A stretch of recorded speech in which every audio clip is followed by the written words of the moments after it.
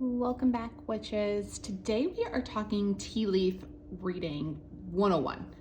So reading tea leaves is a form of divination. It involves looking at the placement and formation of the tea leaves that remain in your teacup after you have drank the tea to get information about the past, present, and future.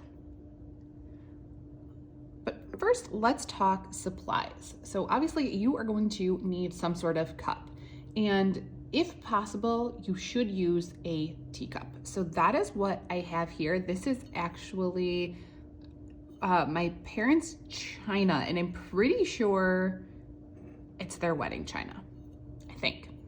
So it is particularly fun and decorative, but teacups are generally better than mugs for doing a tea leaf reading because they are shorter.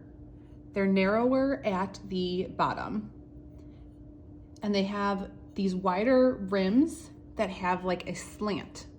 Do you see what I mean there? Between the base and the rim. So this sort of shape makes it easier to get a wide variety of like the lines and formation of the leaves when you flip it over. As far as the tea leaves themselves, coarse, dried, loose leaf tea is the best kind of tea for tea leaf reading. But within that, there are so many different kinds. So you might want to experiment with different herbs, different blends to see which ones you prefer and what works for you. Some are easier to work with and read, and some might just give you more accurate results, and that is all going to depend on your own taste and preference and how you work with them. Each of the different teas, there's white tea, green tea, black tea, oolong tea, rooibos tea. Each one is sort of associated with different elements. So if you're asking, a particular question, you might get a better answer from one type of tea over another. But there might just be one, like maybe you are really in tune with green tea, and no matter what you ask, green tea is the blend that works for you. So that is all just trial and error. And as far as the amount, you are just gonna need 1 teaspoon per teacup. So after you have your supplies, the next step is to set your intention and then charge your space, your tools, and the tea itself.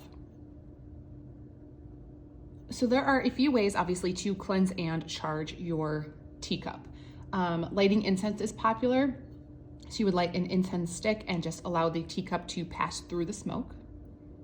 You can also bury your teacup in the ground for 1 lunar cycle in order to cleanse it of all, unwanted energy, in which case you might want to place it in some sort of bag before you bury it. Amethyst and the color purple in general are associated with psychic abilities and intuitive energies.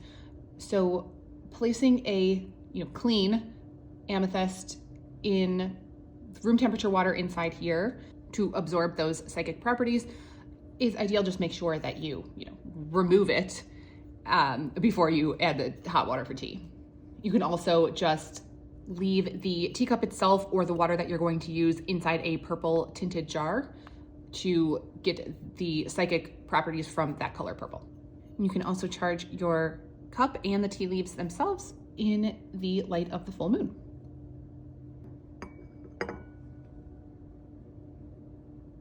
And here is the tea. So I added a teaspoon of black tea leaves and poured hot water over the leaves, filling the cup.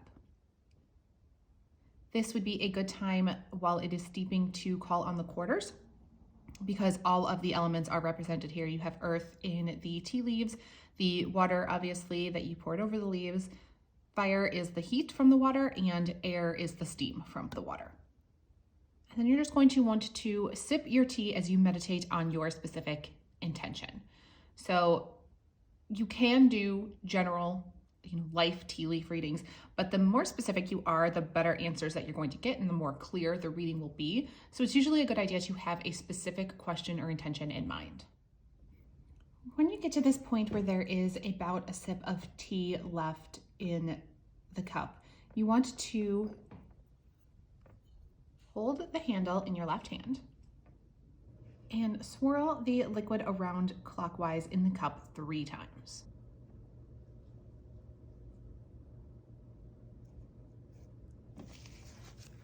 You want to place a napkin on your saucer and then flip the cup over to allow all of this excess liquid and tea leaves to drain onto the napkin.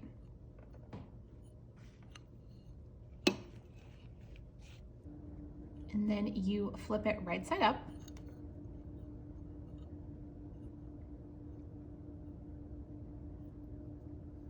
You want to turn the teacup so the handle is facing you.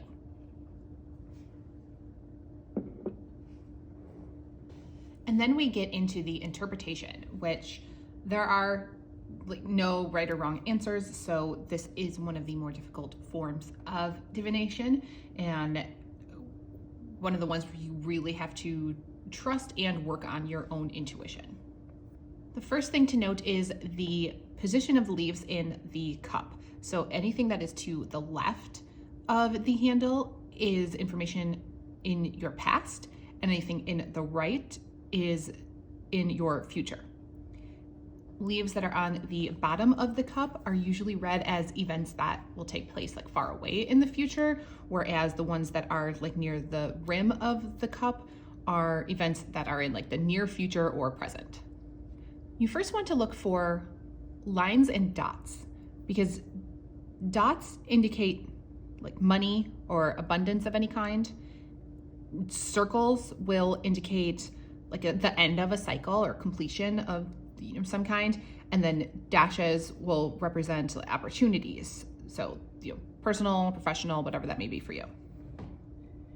And it matters where the lines and dots on the cup are found and what sort of like other symbols are around them. And then you focus on those symbols.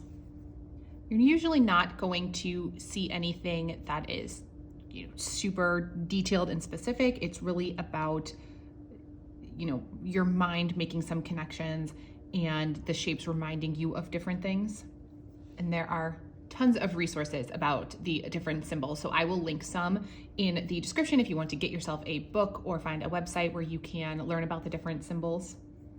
And if you find it like a little bit difficult, there are cups available, I will link those as well, that have it's spaced out around the cup. It has like divisions and written on there like what part of your life it is about. So it just helps you read because it gives you a very specific guideline over the whole cup. And then when you are all done with your reading, you discard leaves, wash your teacup, and let it dry in the sun. So here's a close-up look at my teacup. Let me know in the comments if you see anything, what you would interpret that as.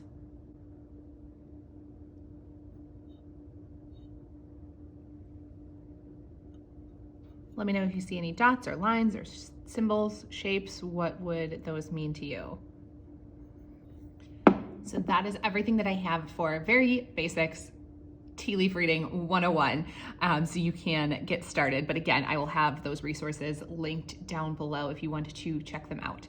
But let me know in the comments if you have ever tried tea leaf reading, or if you just do not trust your intuition enough yet and you are still growing that skill. I will see you next week.